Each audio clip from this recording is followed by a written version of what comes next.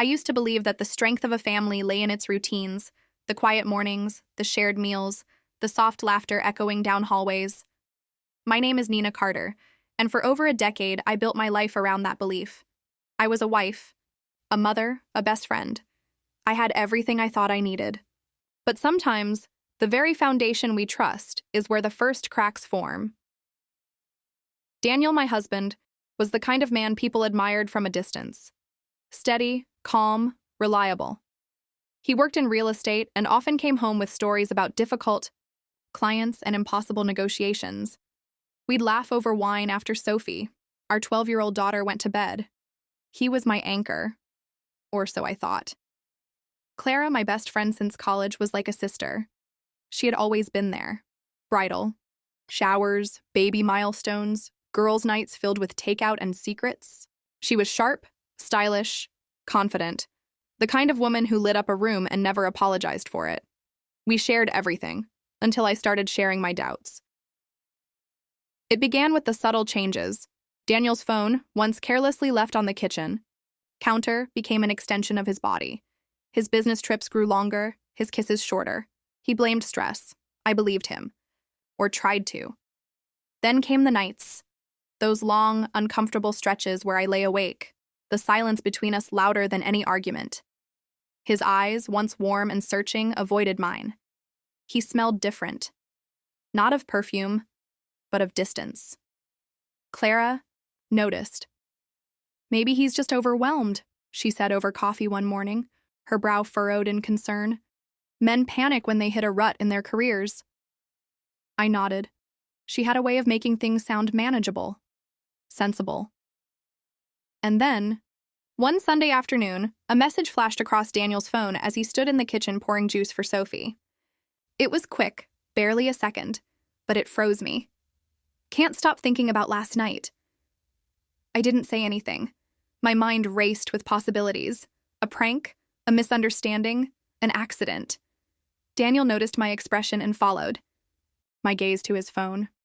He chuckled awkwardly, locking it and slipping it into his pocket. "Stupid client," he said. "One of those flirty types. She doesn't know boundaries." I forced a smile and nodded, but something inside me tilted, just slightly off balance. That night, I started writing in a journal I hadn't touched in years. 2 weeks later, while I was folding laundry, Sophie wandered into the room. "Mom," she said, chewing on a strand of her hair the way she did when she was unsure of something. "I saw Aunt Clara hugging Dad in the driveway last Thursday. Were they saying goodbye?" The word stung more than I expected. I looked up. "What kind of hug, baby?" She shrugged. "I don't know, grown up, like, not just friends." I kept folding, my hands suddenly mechanical. Maybe it was just a friendly goodbye. But I knew better. Clara hadn't mentioned seeing Daniel. And Daniel hadn't said a word about meeting Clara. That tiny moment, an innocent comment from a child, lodged itself in my chest like a splinter. That evening, I pulled out my phone and started scrolling through Clara's social media. She was always posting. Smooth lattes, yoga poses, cryptic quotes about healing energy. But now I paid closer attention. A photo of her at a rooftop bar. Daniel had mentioned a client meeting at that same hotel just days earlier. Another post.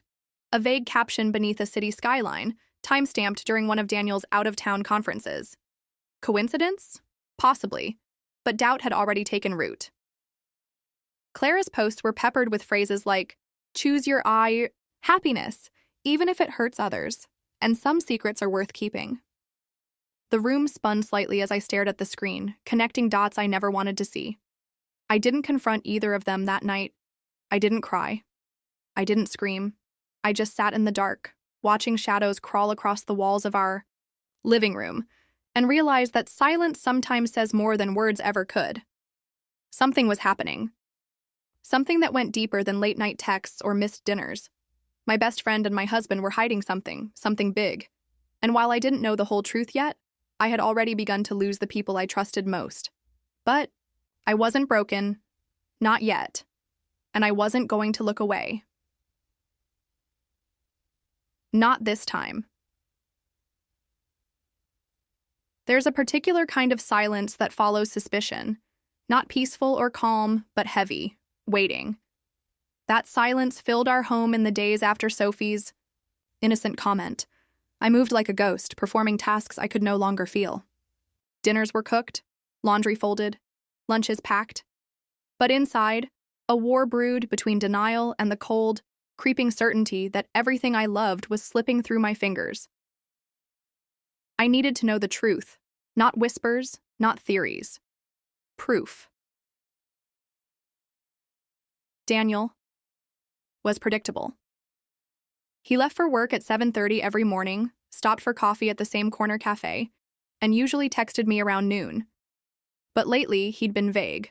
Unscheduled meetings, last-minute showings, days when he wouldn't return, until well past dark.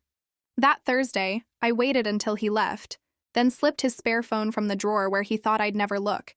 It still had Clara's number saved as C. I tapped the location tracker I'd quietly installed weeks ago. Was at the Willow Inn. I knew the place. An upscale boutique hotel on the edge of town, nowhere near any of his listed properties. I got in my car and drove without thinking, hands trembling against the wheel. Each turn brought me closer to something I could no longer ignore. My stomach knotted as I parked across the street. Through the glass lobby doors, I watched him walk in, head down, checking his phone. 10 minutes later, Clara followed, dressed in a red coat I'd complimented just days before. She looked radiant. I didn't follow them. I didn't need to. The confirmation didn't come in the form of moans or whispers behind a closed door. It came in the way Clara brushed his arm when she passed, the ease in their pace, the quiet familiarity of people who'd done this before. Drove home on autopilot, a hollow ache expanding inside me. That night, I didn't speak to Daniel. He kissed Sophie on the forehead, poured himself a drink, and disappeared into the den. I watched him from the hallway, memorizing the way he moved, the little habits I once found endearing. Now they looked foreign, like watching a stranger wear your husband's skin.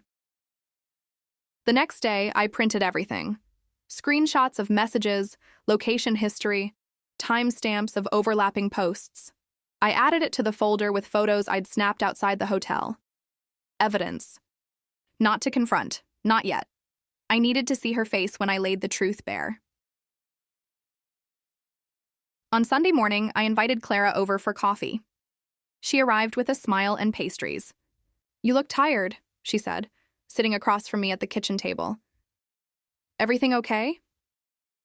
I slid the folder across the table. She opened it casually at first, until her face drained of color. Her mouth opened, but no words came. "I followed him," I said quietly. "I saw you." Tears welled in her eyes, and for a second I almost pitied her. She looked small, uncertain. The Clara I knew was always composed. This version stammered, shook, cried. "It wasn't supposed to happen," she whispered. "But it did," I replied. She reached out, but I pulled back. "How long?" I asked. Her lip quivered. "Almost a year." A year. 12 months of dinners, birthday parties, shared secrets. A year of pretending. A year of betrayal. My throat tightened, but I forced my voice to remain steady. "You didn't just take my husband," I said. "You stole my trust." That night, I waited until Sophie was asleep before confronting Daniel. I sat on the couch, folder in hand, and asked him to tell me the truth. His face twisted with guilt before I even spoke a word. He confessed. Not all at once, but in pieces, like shattering glass. It started at a conference. He felt unseen. He and Clara clicked. He said he didn't know how to stop. "I still love you," he said, voice cracking. "It was a mistake." A mistake. I laughed, quiet and sharp. "A mistake is forgetting an anniversary, not orchestrating an affair with my best friend." He begged for forgiveness, promised therapy, swore it was over. I didn't scream. I didn't throw things. I just stood and walked out of the room. Sophie. And I stayed at my parents' for a few days. She sensed the tension, asked questions I couldn't yet answer. I told her we just needed a break. A lie, maybe, but kinder than the truth.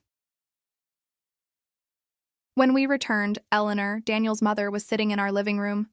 She stood as I walked in, her eyes scanning me like a disappointed teacher. "I always said Daniel needed a stronger woman," she said.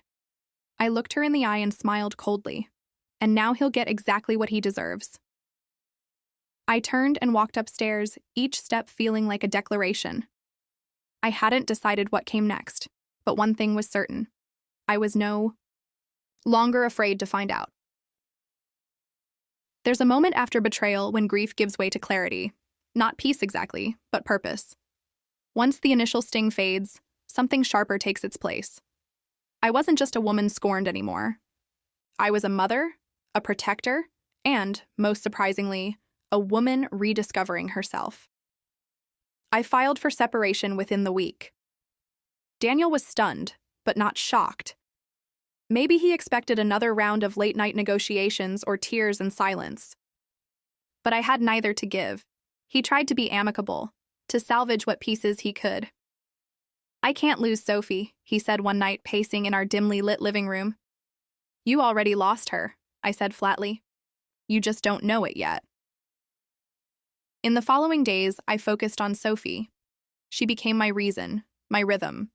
I shielded her from the ugliest parts, offering soft, honest answers to her curious questions. "Daddy and I are taking some space," I said gently as we sat on her bed. "Sometimes grown-ups forget how to be kind to each other. But it's not your fault. It never was." She nodded slowly. "Will we still be a family?" "Yes," I whispered, brushing a curl from her cheek. "But it might look different." Different was an understatement. I returned to work full-time at the local museum, where I'd previously worked part-time in archiving. The routine helped. I started going on morning walks. I joined a support group for women navigating betrayal. Sharing our pain didn't fix it, but it made it lighter. And through it all, Sophie and I began rebuilding something honest. Simple, but strong. As for Clara, she vanished from our lives. She sent a single email, a lukewarm apology cloaked in self-pity. I didn't respond. I didn't need to. Some bridges burned so thoroughly that the ashes don't even hold memories. Then came Sophie's 13th birthday. I had been dreading it. Her first major milestone since the separation. I expected tears, confusion, maybe a tantrum. Instead, she surprised me. She handed me a wrapped box with a card attached. "To Mom," it read in her tidy cursive, "because you're the strongest person I know." Inside the box was a simple silver bracelet engraved with the word resilient. I stared at it, swallowing the lump rising in my throat. "You saved us," she said quietly. "I know it hurt, but you didn't let it break us." That moment changed something in me. It was never about Daniel, or Clara, or even the affair. It was about reclaiming what mattered: truth, safety, self-worth. And in walking through the fire, I hadn't lost my family. I had redefined it. Months passed. The house became warmer again, not from love shared between two adults, but from the laughter of a girl who knew she was safe and the resolve of a woman learning to love herself. Again, Daniel, to his credit, kept showing up for Sophie. He attended her school plays, took her on weekend outings, called every evening. We never spoke more than necessary, but over time, hostility gave way to civility. Then, something strange happened. Respect crept back in.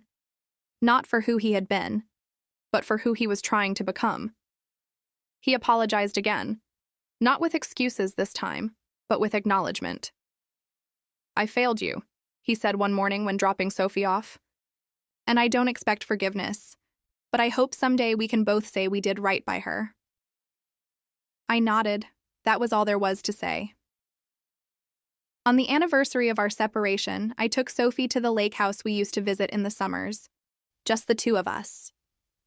We walked the shoreline, collecting smooth stones and skipping them across the glassy surface. "I like this version of us," she said. "Me too," I replied, watching the ripples expand and disappear. And I meant it. This story could have ended with bitterness, with a broken home, shattered trust, and a daughter torn between two parents who couldn't look each other in the eye. But life, unpredictable as it is, handed us something unexpected, a gift. Not in the form of redemption or reunion, but in the strength we found through pain, in the bond that deepened between a mother and daughter who refused to be collateral, damage, in the quiet knowledge that endings can be beginnings if we're brave enough to see them that way. I no longer needed a perfect family. I just needed a true one. And together we built it. From the ashes of betrayal into something stronger than it ever was before.